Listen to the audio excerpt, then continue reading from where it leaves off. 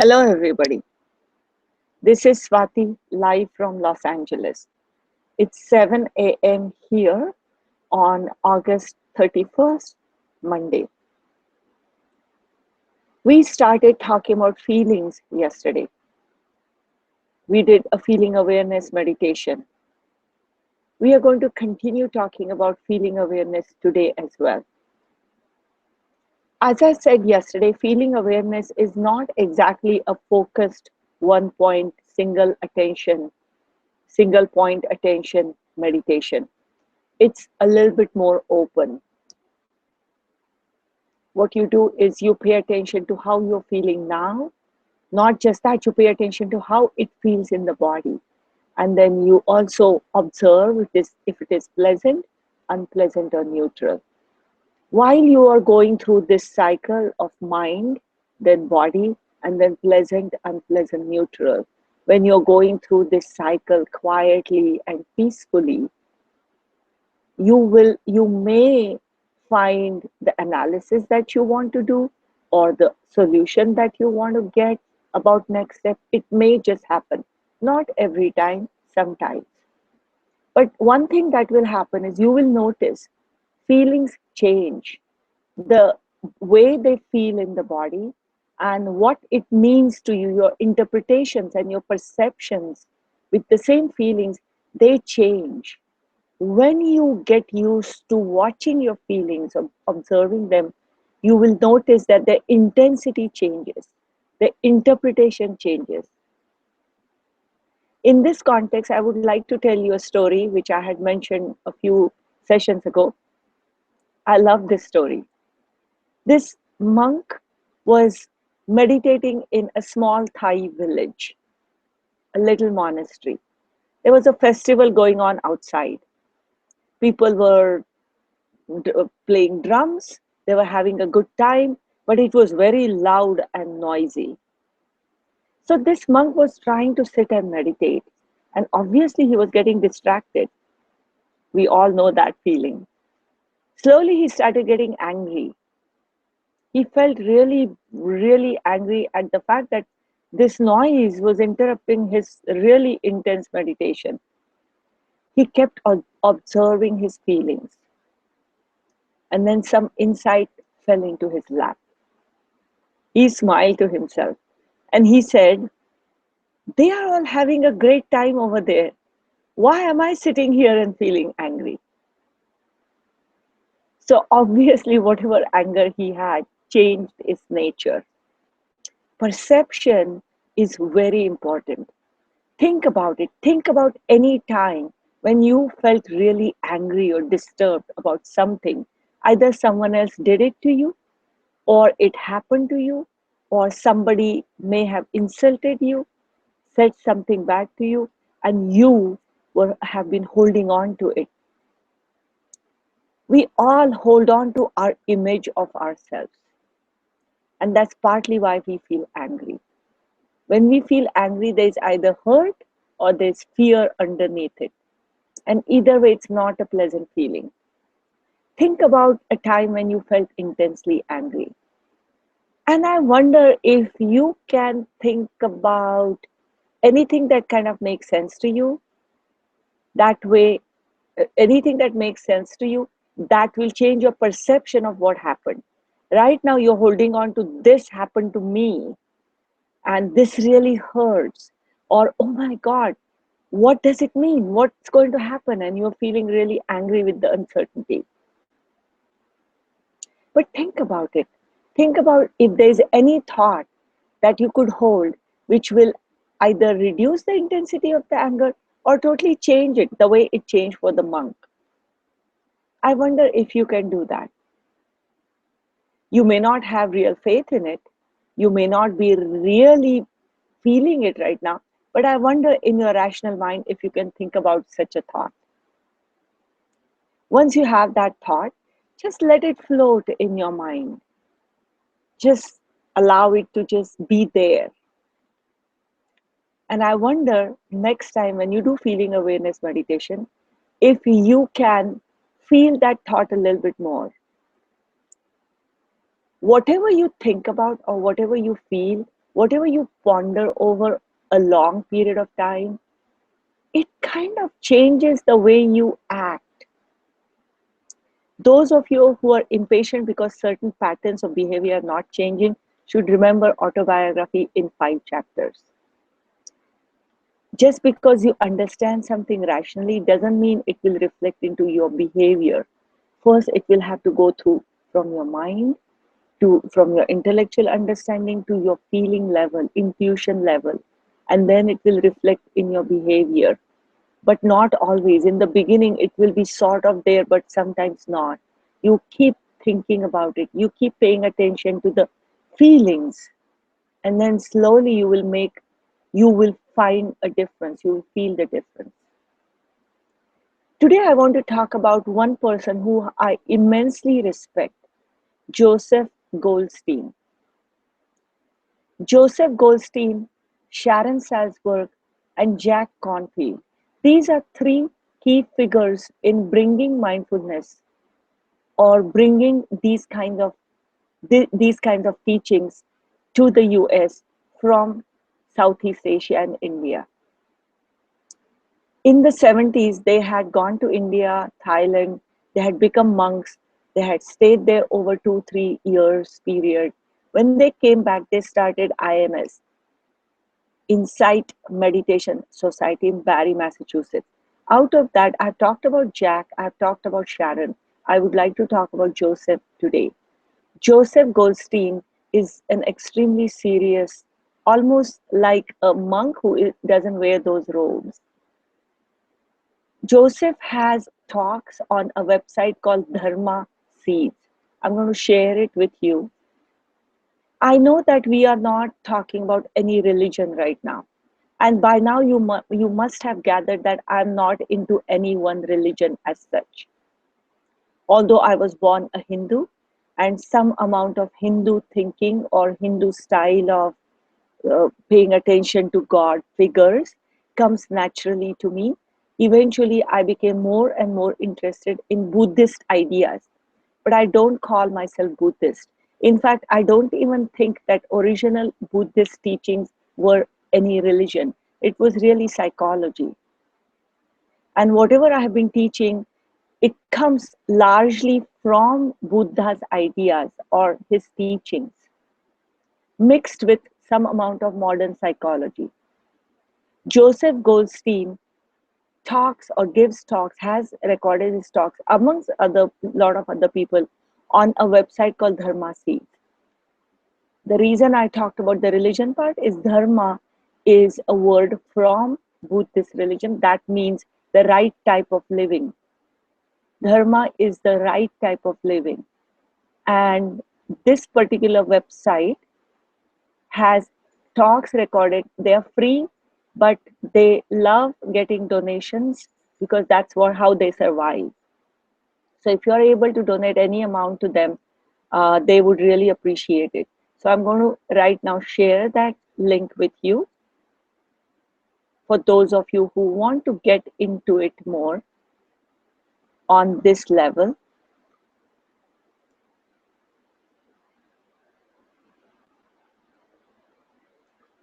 Okay, so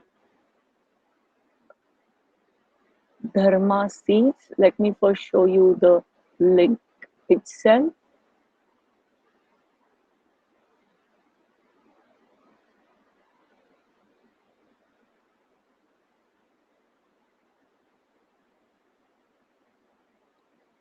Okay, I guess I don't see their link on top, but you see the word Dharma.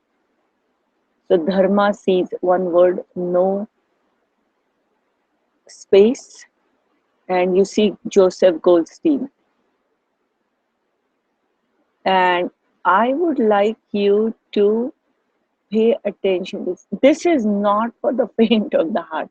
This is real teachings, and they are serious. So for those who really want to spend time in understanding these things, I would advise them to listen to this. Otherwise, it is not necessary. I am also going to give you books that are easier to read and more like a popular reading type of material. But I would like to start with something that is not as hard, as easy. Worldly and unworldly feelings. And as you can see, it's almost an hour. And this can be downloaded or you can listen to it.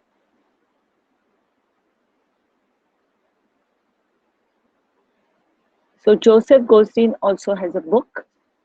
Again, his book is not, I won't call it easy read, but those of you who want to get into it on the spiritual level, he talks about it, about mindfulness as a practical guide to awakening. And he's talking about spiritual awakening. This is for those who want to get into mindfulness on that level. Okay, so having said that, having talked about Joseph Goldstein and his discourse on mindfulness of feelings, I also want to talk about another book that is much easier to read, and it was published, by the way, Joseph's book was published just a couple of years ago.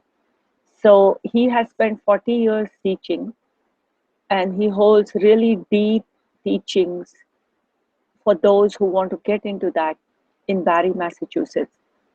But he also has more wide audience where he spreads his whatever his thoughts are, and the 40 years of teaching has culminated into this book. So some of you may know a book that was recently published called 10% Happier. I love the title of the book, 10% Happier.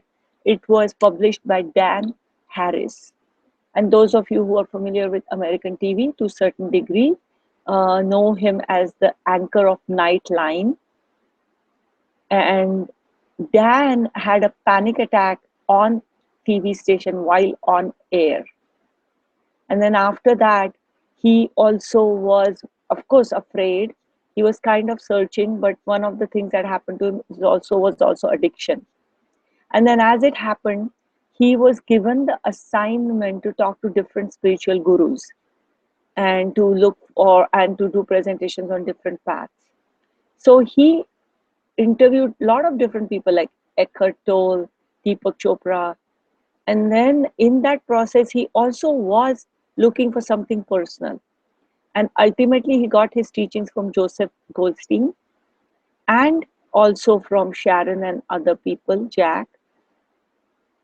But that's how ultimately what made sense to him was mindfulness, vipassana, as well as mindfulness, the insights that you can get from it, and also loving kindness, compassion. And then he wrote a book, 10% Happier. His talks are available. He gave a talk at Google, and it's a funny talk. He's an anchor, so he has a way to present this material in a self-deprecating, funny manner. And it's an easy read, and I recommend 10% Happier. I like the title because we may have lofty goals of being living happily ever after. We may not admit it, but it would feel good, right? But in practical world, it's not about being happy ever after, but it's moving more towards happiness or moving toward more towards wholesome feelings that make sense to us. Whatever makes sense to you. When you are ready, you will move more towards it. If you want to have sense of well-being, sense of being happier than before, then you want to practice more feelings of loving kindness, compassion, gratitude, as well as how do I dissolve anger, revenge, jealousy, and anxiety. And we have talked about by now all these four feelings. And I will talk specifically about anger next time. However, right now, I have given you enough material, and with that, let's get to our feeling awareness meditation.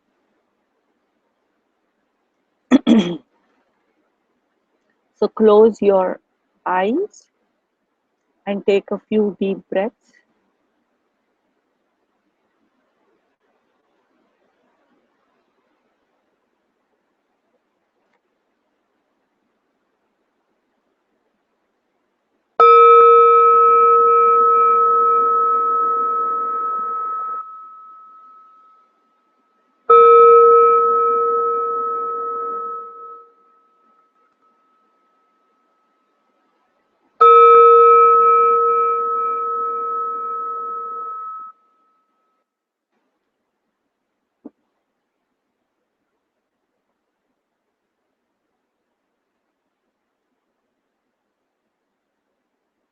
Pay attention to your breath for some time.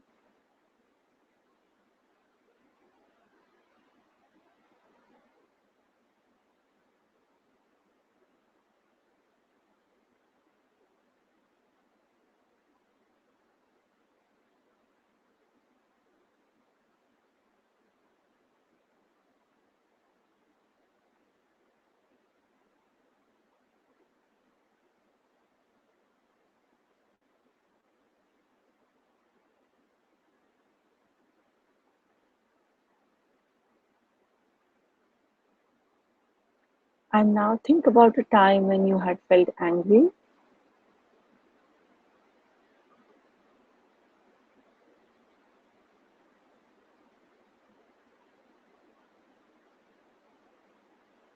and allow yourself to get into that mode of feeling angry, if it is possible, and start at that feeling of being angry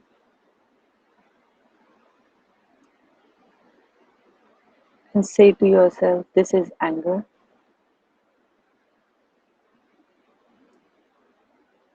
And when you are experiencing that anger, how does it feel like in your body? Pay attention to that.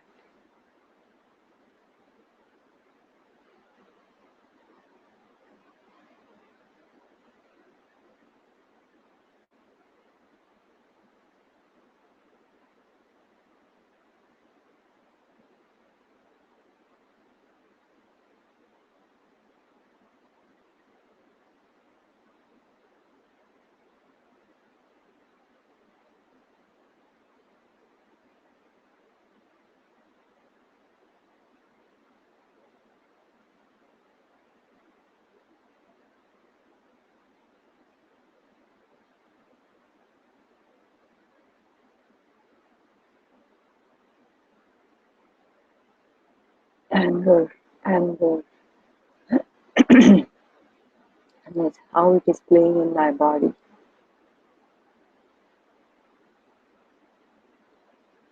It may be intense, it may not be intense. But just watch your body and see how that anger feeling comes or how it feels in your body.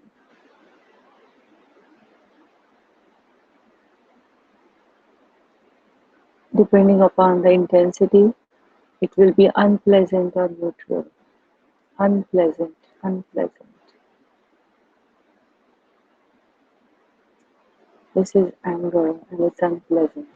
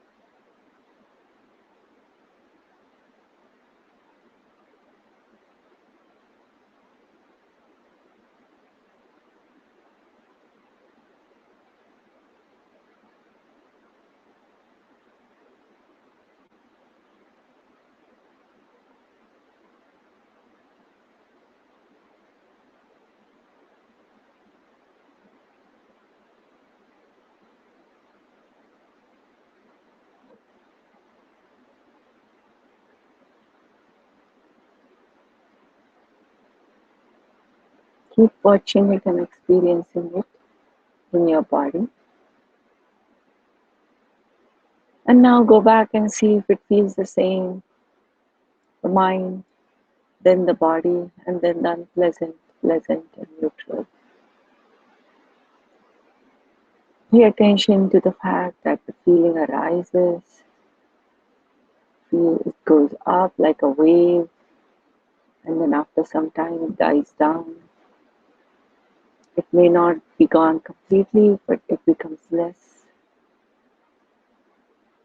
Feelings arise, we watch it, they wash away. Feeling arise, we watch it, they go away for a while. And then it may come back. Intensity may be different, interpretation may be different.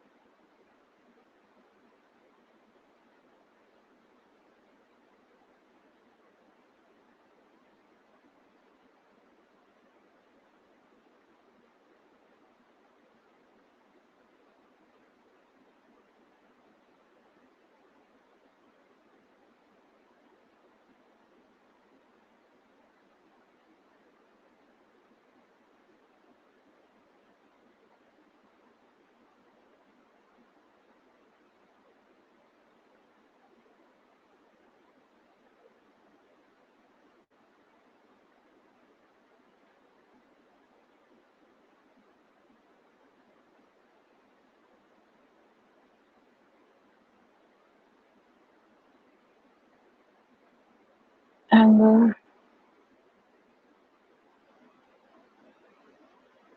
body, unpleasant or neutral.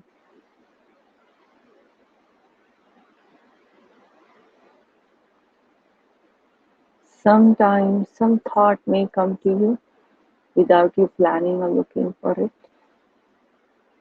and it will change the way you were looking at it at that.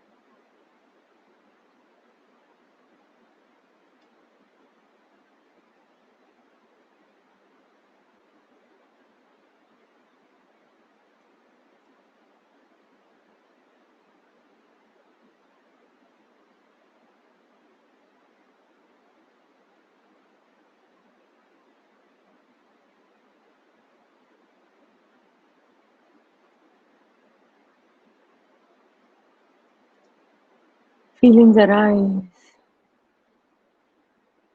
like a wave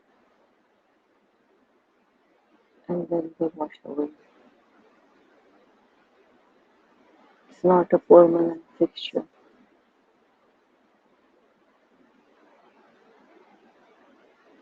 And at this point, come back to your breath.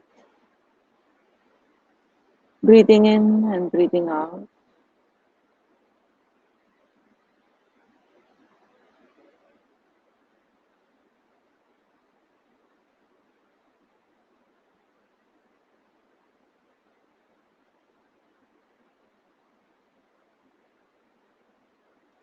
And say the line 3 times to yourself. Breathe in, I smile. Breathe out, I'm okay. Breathe in, I smile. Breathe out, I am okay. Breathe in, I smile. Breathe out, I am okay.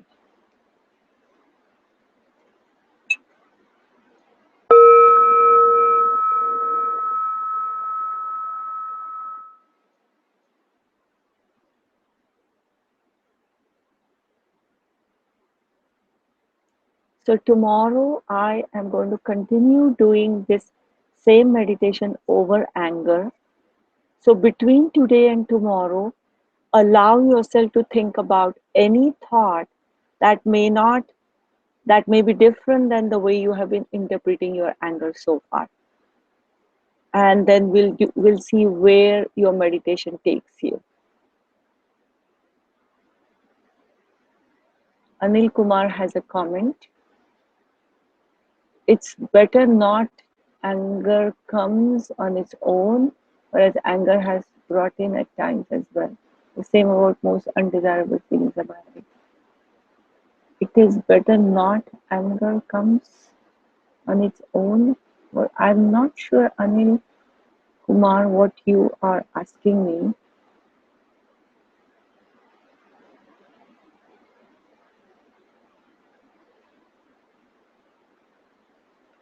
I'm not sure what you are asking me. You may need to ask me again or write an email to me and I'll answer it back. Are you referring to the fact that I was asking you to meditate over anger by actually thinking about an angry moment? In any case, any feeling that is undesirable, I would like to talk about it a little bit more, but think about it. Any undesirable, what we call undesirable, that feeling does have its own purpose. Why you're afraid, why you're anxious, why you're angry, why you're jealous. All these have a message in it for you. So once you get that message, once you know why this feeling is coming to you, then there is no need to actually hold on to these undesirable or unpleasant feelings. Unpleasant is a better word than undesirable, I think. But in any case, so ask me this question again. At this point, I don't see any other question. And so I am going to say bye to you and I'll see you tomorrow. Meanwhile, explore the readings that I have told you about. Depending upon how much time and energy you have, you can either read 10% Happier or you can read Joseph Good. Not read in one day, but think about getting mindfulness, the awakening, the practical guide to awakening. Bye for now, and I'll see you all tomorrow.